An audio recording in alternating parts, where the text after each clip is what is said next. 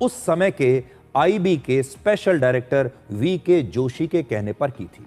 आज वो एफिडेविट मैं लेकर आया हूं और आज मैं आपको एफिडेविट वो दिखाऊंगा भी। आपकी स्क्रीन पर भी वो एफिडेविट है, आप देखिए। देखिए ये एफिडेविट है in the high court of Delhi at New Delhi. देखिए, अगर किसी को कोई शक हो तो एफिडेविट की कॉपी मेरे पास है। हाई कोर्ट में, दिल्ली के हाई कोर्ट में इस एफिडेविट को दिया गया है और अब मैं आपको पढ़कर सुनाता हूं जो आपकी स्क्रीन पर भी आ रहा है। यासीन मलिक इसमें कहता है, when I return to New Delhi from Pakistan, special director IB VK Joshi as part of the debriefing exercise met me in the hotel and requested me to immediately brief the prime minister. Hindi में अब आपको अनुवाद करके बताता हूं। यासीन मलिक कह रहा है कि जब मैं पाकिस्तान से इन सारे आतंकवादियों से मिलकर वापस दिल्ली आया तो आईबी के स्पेशल डायरेक्टर वीके जोशी ने मुझसे एक होटल में मुलाकात की और मुझसे कहा कि पाकिस्तान में आपकी जो भी बातचीत हुई है इन सारे आतंकवादियों से, उसके बारे में आप आज शाम को ही प्रधानमंत्री मनमोहन सिंह से मिलिए और उन्हें ब्रीफ करिए, उन्हें पूरा बताइए कि पाकिस्तान में क्या क्या हुआ। फिर यह कह रहा है, I met the prime minister Manmohan Singh the same evening where MK. Narayanan national security adviser was also present. तो आप देखिए कि वो आता है और उसी दिन शाम को उसे भारत के प्रधानमंत्री के साथ अपॉइंटमेंट मिल जाती है।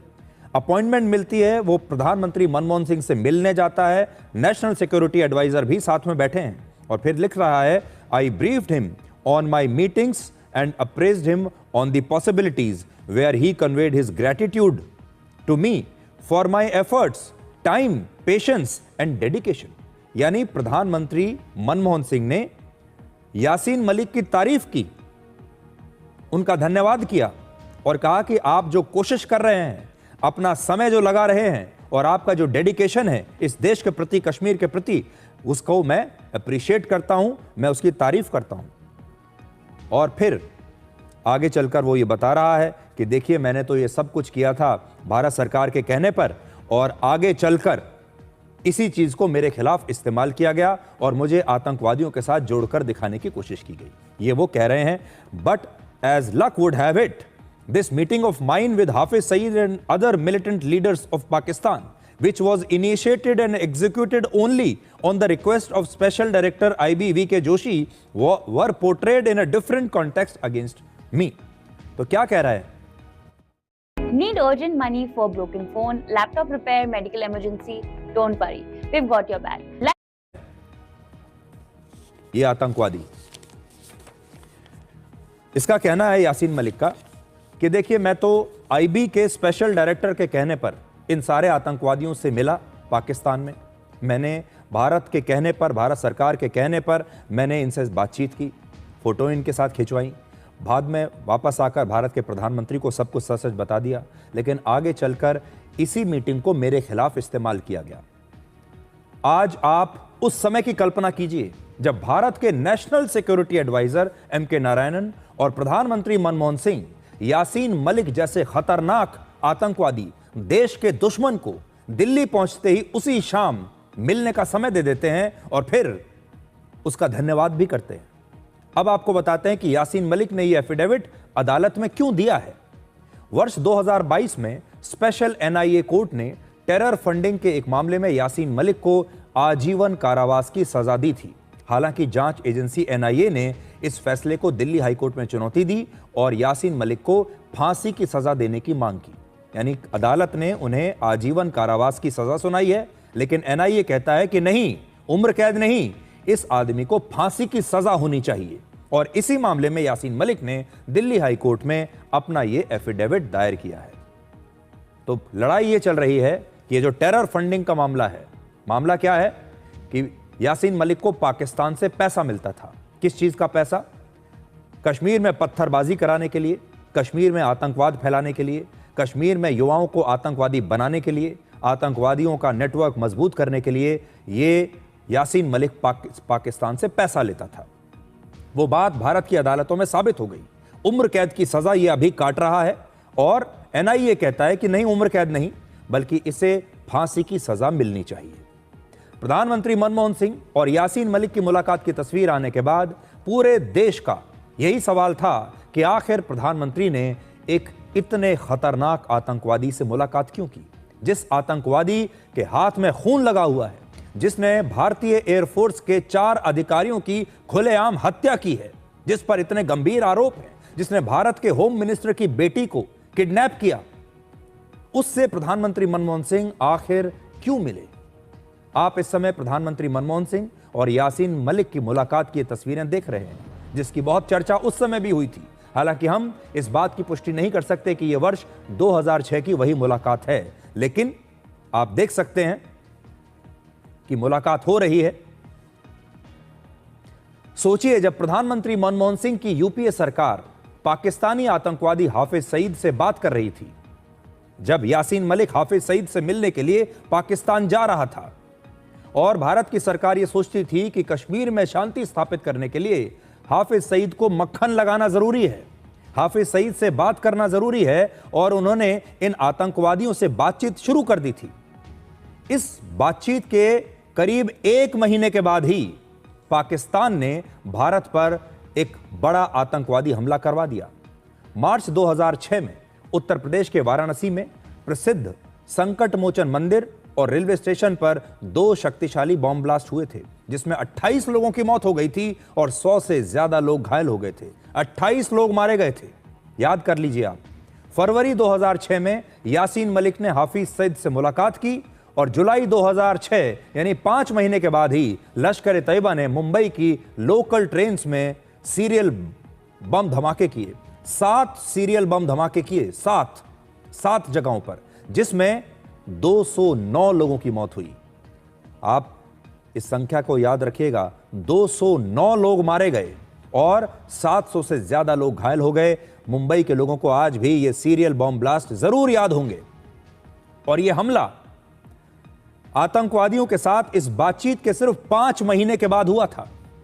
फिर आगे बढ़ते हैं। मई 2008 में राजस्थान की राजधानी जयपुर में 8 स्थानों पर सीरियल बॉम्ब ब्लास्ट हुए, जिसमें 71 लोग मारे गए और 200 से ज्यादा लोग घायल हुए। ये धमाके जानबूझकर ऐसी जगहों पर की गई जहां पर बहुत भीड़ भाड़ होती है। भीड़ भाड़ वाले बाजारों में और धार्मिक स्थलों पर यह हमले किए गए। और आपने देखा होगा, एक कोशिश उस समय चल रही थी कि मंदिरों पर हमले किए जाएं। पाकिस्तानी आतंकवादियों से यूपीए की सरकार की बातचीत के बाद सबसे बड़ा हमला हुआ 2008 मुंबई में। लश्कर तैयबा के 10 आतंकवादियों ने हमला करके 3 दिनों तक पूरी मुंबई को अपना बंधक बनाकर रखा। और इस हमले में मुंबई के मशहूर Taj Hotel, Oberoi Hotel, Nariman House, Chhatrapati Shivaji Terminus और बहुत सारी जगहों पर आतंकवादी हमले हुए। और इस हमले में 175 लोग मारे गए और 300 से ज्यादा लोग घायल हुए। स्पिनी के साथ बेचिए अपनी कार बेस्ट प्राइस पे। स्पिनी ऐप पे चेक कीजिए अपनी कार का बेस्ट। आप ये भी देख लीजिए, 26/11 का हमला जिसे हम कहते हैं, ये सब कुछ तब हो रहा था जब भारत की सरकार उस समय पाकिस्तान में बैठे इन खतरनाक आतंकवादियों से बातचीत कर रही थी, इन्हें शांति दूत समझ रही थी और सोचती थी कि इनके बिना कश्मीर में शांति हो नहीं सकती। और ये लोग क्या कर रहे थे, ये आपके सामने आपकी स्क्रीन पर है। ये उस समय के कुछ बड़े आतंकवादी हमले हैं। हालांकि ये वो दौर था जब लगातार बम धमाके और टेरर अटैक करके पाकिस्तान के आतंकवादियों ने भारत को छलनी कर दिया था। न जाने कितने भारत के नागरिकों का खून बहाया था। यानी जब यूपीए सरकार के कहने पर पाकिस्तानी आतंकवादियों से बातचीत हुई तो देश ने उसकी बहुत बड़ी कीमत चुकाई और पाकिस्तान के इन आतंकवादियों ने यह दिखा दिया कि वो शांति में विश्वास करते ही नहीं है। मैं उस दौर की बात कर रहा हूं जब लोगों को घर से बाहर निकलने में डर लगने लगा था। उस दौर की बात कर रहा हूं जब कोई होली, दिवाली जैसा मौका आता था, कोई त्योहार का मौका आता था, तो लोग एक दूसरे से कहते थे कि त्योहार के दिन बाजार मत जाना, त्योहार के दिन किसी शॉपिंग मॉल में मत जाना, क्योंकि आतंकवादी कभी भी कहीं भी हमला कर सकते हैं। इतना डर फैला हुआ था इस देश में। अब आपको आतंकवाद के खिलाफ यूपीए सरकार के युग में और मोदी युग में क्या फर्क है, यह दिखाते हैं। मनमोहन सिंह की सरकार पाकिस्तानी आतंकवादियों से बात करती थी और मोदी सरकार उन आतंकवादियों और उनके ठिकानों को मिट्टी में मिलाती है। एक सरकार मीटिंग करती थी और दूसरी सरकार मिट्टी में मिलाती है। मनमोहन सिंह की सरकार ने आतंकवादियों के खिलाफ कमजोर नीति अपनाई और प्रधानमंत्री मोदी ने साफ संदेश दिया कि आतंकवादियों को घर में घुसकर मारने की नीति ऐसे ही चलती रहेगी। पूर्व प्रधानमंत्री मनमोहन सिंह आज अपना बचाव करने के लिए हमारे बीच नहीं है। हम ये नहीं कह सकते कि आतंकवादियों से बातचीत या मीटिंग करने की जो नीति थी ये खुद स्वर्गीय मनमोहन सिंह ने बनाई थी, क्योंकि आज ना तो वो अपना पक्ष रखने के लिए हमारे बीच में है और ना ही अपना बचाव करने के लिए हमारे बीच में है। इसलिए हम आज भी ये नहीं कह सकते कि ये उनकी मर्जी से हो रहा था, उनकी इच्छा से हो रहा था, ये उनकी खुद की बनाई हुई नीति थी, या फिर उस सरकार में उनके ऊपर भी कोई ऐसा बैठा हुआ था जिसने उनसे ये सब करने के लिए कहा था और उन्हें ये सब करना पड़ा।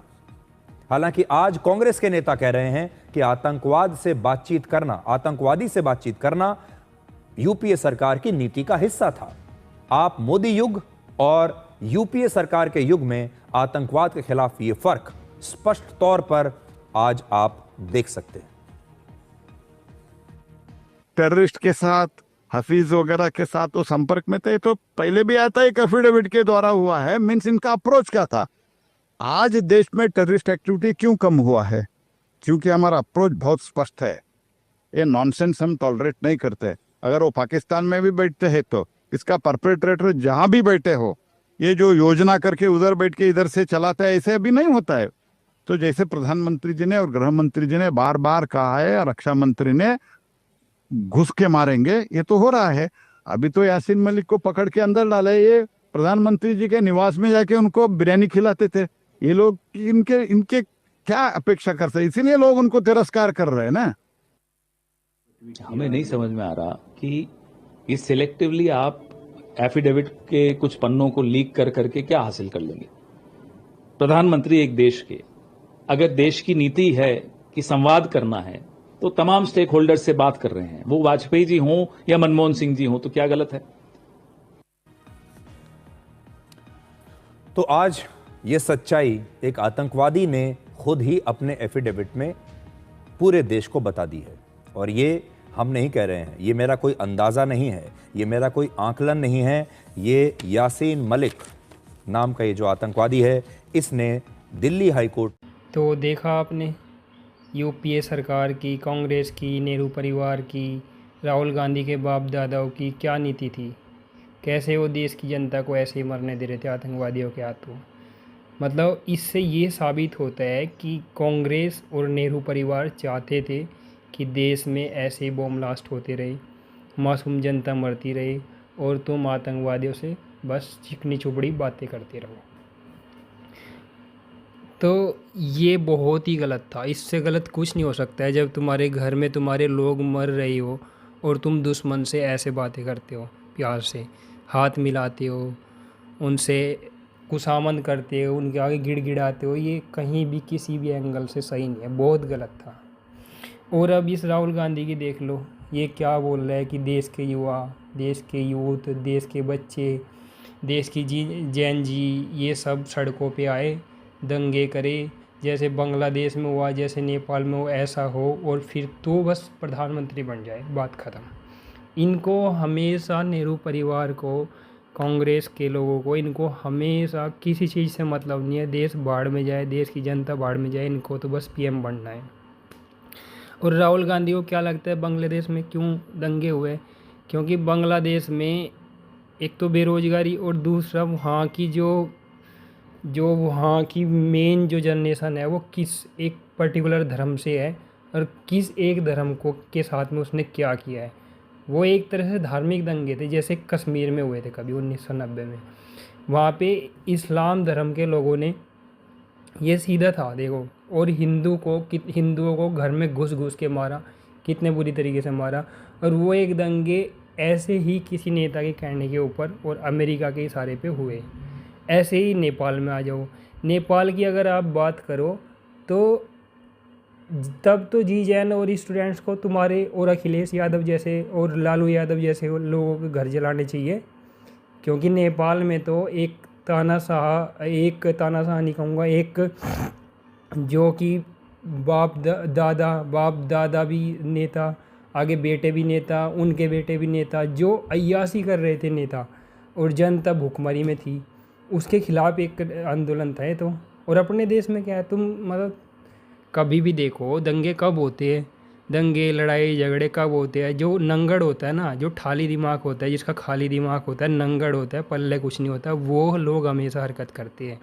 जो लोग संपन्न हैं, पढ़े लिखे हैं, अब अपने देश के लोग क्या है, मतलब जैन जी की ये बात करता है, बच्चे स्कूलों में जा रहे हैं, उनको अच्छा स्टैंडर्ड मिल रहा है, अच्छी सोसाइटी मिल रही है, सड़कें अच्छी मिल रही है, लॉ एंड ऑर्डर अच्छा है, और ये जो गलत कर रहे हैं उनके पैरों में भी गोली मारी जा रही है, लॉ एंड ऑर्डर ऐसा भी है।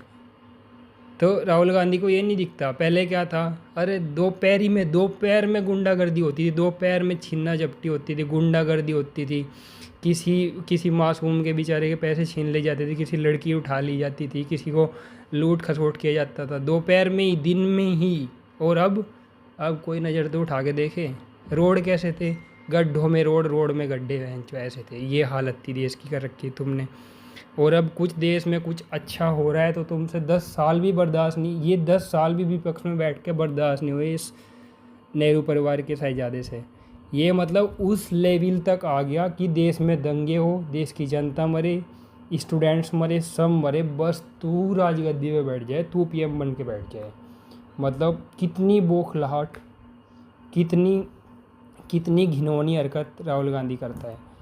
तो देश की जनता को समझना चाहिए। वोट चोरी की बात करता है, संविधान की बात करता है, वोट चोरी तो सबसे पहले इसकी दादी के बाप ने की थी, जवाहरलाल नेहरू ने, और उसके उस टाइम के तथाकथित नेताओं ने कराई थी, जो अपने आप को राष्ट्रपिता बना के बैठे हैं। जो 16 पार्लियामेंट के मेंबर थे, 16 वोट डली थी, जिसमें से 14 वोट तो सरदार पटेल को मिली थी। तो इस मायने से तो सरदार पटेल को भारत का फर्स्ट पीएम होना चाहिए था। क्यों उन चीज़ों को हटा दिया गया?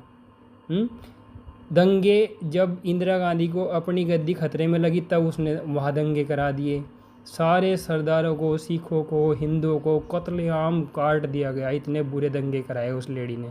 और अब ये उसी का पोता, ये उसी लाइन पे चल रहा है। जहाँ इनकी सीट निकलती है कांग्रेस की, वहाँ तो सब कुछ सही है, नहीं तो वोट चोरी हो रही है। अरे गधे, टेक्नोलॉजी का युग है, पढ़ा लिखा तो तू है नहीं, तुझे पता नहीं टेक्नोलॉजी कैसे काम करती है, और तू बात करता है कि वोट चोरी हो रही है। मतलब वही बात है, जो अगर लोमड़ी को अंगूर मिल गए तो मीठे हैं, नहीं मिले तो खट्टे हैं, बस खट्टे खट्टे कह के चिल्लाओ और निकल लो, ये है इसका। तो देश की जनता अवेयर है इस मामले में, पता है। और मतलब यार, भारत को समझता क्या है, पूरी दुनिया भारत की तरफ देख रही है। यहाँ के यूथ मतलब 2-2 लाख रुपए के लिए फ़ोन लेने के लिए, आपने देखा है अभी iPhone 17 लॉन्च हुआ है, 2-2 लाख रुपए का फ़ोन लेने के लिए लाइन लगी हुई है मुंबई में। सोच कितना पैसा है अपने देश के लोगों के पास।